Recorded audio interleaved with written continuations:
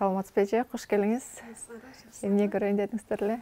Төшөккө келгем, төшөк көрөйүн деп. Төшөгө жуугунан келгем. Биз жаңы ошо кызга сеп менен кошо жаңы жүнжүркандарды да чыгарып атканбыз.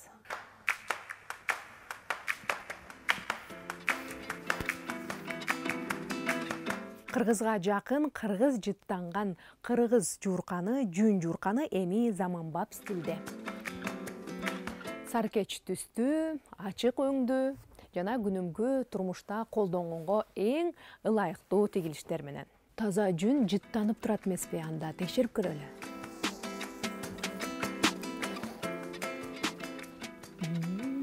Чынында эле айыл жыттанат экен. Биздин жүн эмне үчүн көп таркатылган эмес, көп иштетилбейт деген мени дайыма маселе көйгөй эметип жүрчү да, ойлондуруп жүрчү. Анан кийин көптөн бери буга аракет кылып, анан быйыл буюрса ошо элдерден меринос жүнүн, уяң жүндү алып, анан аны бул жүн деле абдан эме да, аны иштетиш оңойго турбайт, тазалатыш, анан именно уяң жүндү тандап баягы элдерден жытын кетириш оңой эмес. Анан ушулардын баардыгын издештирип, анан быйыл болсо ошол максатым ишке ашып отурат. Кыргыздын жуурканына өзгөчө көрк берип, креативдүү көз карашта мамиле кылуу бул биздин экономикабызга чоң салым кошот. Муну колдонуу менен биз мал чарбачылыкты, ошондой эле текстиль тармагына чоң салым кошкон болобуз.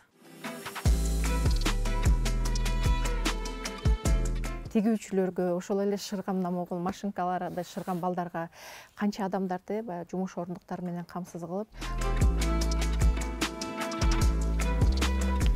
Чынында эле жумшак, жагымдуу экен. Өзгөчө ызгар кышта мындай жууркан сизге сонун жылуулук тартуулайт.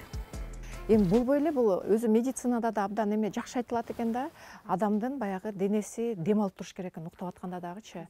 Анан кээ бир жанагы синтепон же силикон дегендер бар, ошолорду алып анан ал термостой кылып адам түндө дем албайт экен да, денесичи. Жылуу кармайт деп ойлошот, а чындыгында адамдын деми чыгып, денебизге жагымдуу баягы ХБдан болуш керек экен. Анан адамдын биздин кожабыз дагы дем алып туруш керек экен да. Медицинада да ошентип айтылат экен. Ошол жаатында да биздин жүн абдан пайдалуу.